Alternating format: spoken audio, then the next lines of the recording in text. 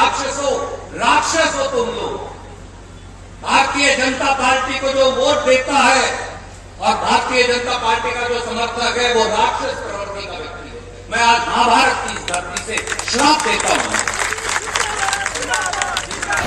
सुना आपने, इनको आप जानते ही होंगे।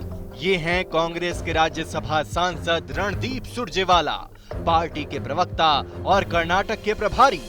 इनका ये बयान बता रहा है कि ये कर्नाटक की जीत के अहंकार में डूबे हैं। शायद इसलिए इन्हें भाजपा को वोट देने वाले लोग राक्षस लग रहे हैं। इन्हें लग रहा है कि कर्नाटक जीत गए हैं तो अब 2024 का लोकसभा चुनाव भी जीतने वाले हैं। लेकिन ये भूल जाते हैं कि इनकी पार्टी के नेताओं ने जब जब प्रधानमंत्री नरेंद्र मोदी और जनता को टारगेट किया है, तब तब जनता ने कांग्रेस को जवाब वोट से चोट कर दिया है। कांग्रेसी पीएम मोदी की जनप्रियता को जानते हुए भी उन पर पर्सनल अटैक करने से नहीं चूक रहे हैं। क्या सोनिया गांधी, क्या राहुल गांधी और क्या मल्लिकार्जुन खड़गे, सबने चुनाव से पहले पीएम मोदी को टारगेट किया है।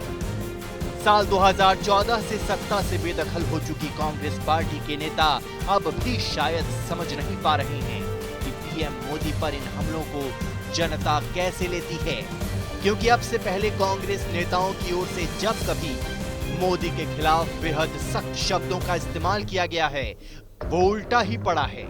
ऐसे बयानों को मोदी और बीजेपी अच्छी तरीके से मुद्दा बनाती आई हैं।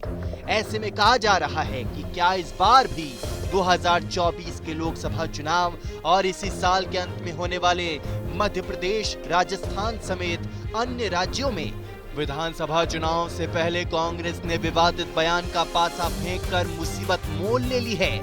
अब आपको दिखाते हैं कांग्रेस नेताओं के पीएम मोदी को लेकर वो विवादित बयान और उनका असर।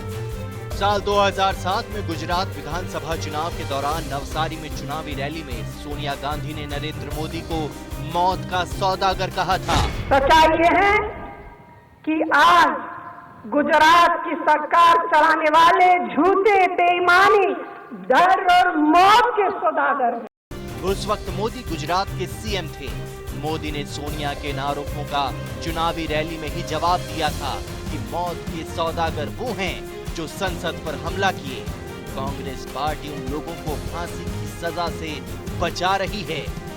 सोनिया के इस बयान का कांग्रेस को भारी नुकसान हुआ और राज्य में बीजेपी की फिर से सरकार बनी।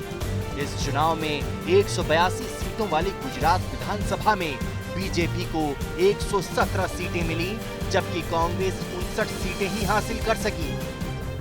साल 2014 में कांग्रेस नेता मणिशंकर अय्यर ने कहा था, मोदी कांग्रेस दफ्तर के बाहर चाय बेचें। आपको वायदा करता हूं कि इस 21वीं सदी में नरेंद्र मोदी कभी भी देश के प्रधानमंत्री नहीं बनेंगे। लेकिन यहाँ आकर चाय का वितरण करना चाहते हैं तो हम उनके लिए कुछ जगह बना रखते हैं। वो चाय वाला क्या प्रधानमंत्री बनेगा? इसी बयान को बीजेपी ने चुनावी मुद्दा बना लिया था। पूरे चुनाव प्रचार के दौरान बीजेपी ने कांग्रेस नेता मणिशंकर अय्यर के बयान को हथियार बना लिया, जो काफी कारगर साबित हुआ और कांग्रेस को अब तक की सबसे बुरी हार का मुंह देखना पड़ा। नतीजे आए तो बीजेपी को पूर्ण बहुमत मिला। कांग्रेस 44 सीट पर सिमटी। 2014 में लोकसभा चुनाव के दौरान राहुल गांधी ने मोदी पर जहर की खेती करने का आरोप लगाया था, लेकिन इस बयान से मोदी के पक्ष में जबरदस्त लहर बनी और केंद्र में बीजेपी की पूर्ण बहुमत वाली सरकार बनी। 2014 के आम चुनाव में बीजेपी को अकेले 278 सीटें हासिल हुई, जबकि पिछले 10 साल से देश पर राज कर रही कांग्रेस 44 सीटों तक सिमट गई। बाद में राहुल गांधी ने खून की दलाली का बयान देकर विवाद बढ़ा दिया था। साल 2017 में कांग्रेस नेता मणिशंकर अय्यर ने पीएम मोदी को नीच इंसान बता दिया था। मुझको लगता है कि ये आदमी बहुत नीच किस्म का आदमी है, इसमें कोई सभ्यता नहीं है और ऐसे मौके पर इस प्रकार की गंदी राजनीति की क्या आवश्यकता है। इसके बाद पीएम मोदी ने गुजरात में एक जनसभा में इसका जवाब देते हुए कहा था, आपने हमें नीच कहा, निचली जाति का कहा। ये 18 तारीख को नतीजे ही दिखाएंगे कि गुजरात के बेटे को ऐसा कहना कितना भारी पड़ेगा। इस बयान के बाद कांग्रेस को भारी नुकसान उठाना पड़ा।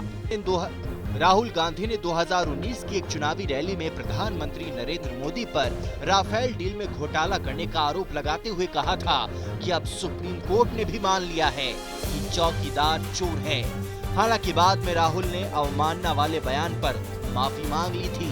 इस बयान के बाद कांग्रेस को खामियाजा भुगतना पड़ा और फिर करारी हार झेलनी पड़ी। चौकीदार चोर है नारा है, चौकीदार चोर है सच्चाई है, और चौकीदार चोर है रियलिटी है। और मैं ना नरेंद्र मोदी से, ना बीजेपी से, ना किसी और से अपोलोजाइज करता हूं। नवंबर 2022 में गुजरात चुनाव के दौरान कांग्रेस अध्यक्ष मल्लिकार्जुन खड़गे ने कहा, पीएम मोदी हर वक्त अपनी बात करते हैं, हर मुद्दे पर कहते हैं कि मोदी की सूरत को देखकर वोट दें। आप किसी को मत देखो, मोदी को देखकर वोट दो। अब भाई तुम्हारे को तुम्हारी सूरत कितनी बार देखना, कारपोरेशन में भी तुम्हारी सूरत देखना, एमएलए इलेक्शन भी तुम्हारी सूरत देखना, एमपी इलेक्शन में भी तुम्हारी सूरत देखना, हर जगह कितने हैं भाई? क्या आपके रावण के जैसा 100 मुख है? क्या है? समझ में नहीं आता। बीजेपी ने इस बयान को मुद्दा बनाया और कांग्रेस को घेरा। नतीजा ये हुआ कि कांग्रेस को बड़ी हार मिली और बीजेपी ने रिकॉर्ड सीटें जीतकर सत्ता में वापसी की। प्रधानमंत्री नरेंद्र मोदी कांग्रेसी नेताओं के बयानों का जवाब हमेशा जनसभाओं में मंच से देते रहे हैं। पूर्वोत्तर में बीजेपी की जीत के बाद प्रधानमंत्री मोदी ने कहा था, ऐसे समय में कुछ लोग मोदी की कब्र खोदने की ख्वाहिश कर रहे हैं। जहां मौका पड़ता है कमल खिलता ही जा रहा है। ये कट्टर लोग कहते हैं मर जा मोदी, वो कहते हैं मर जा मोदी। देश कह रहा है मत जा मोदी, मत जा मोदी, मोदी मत जा।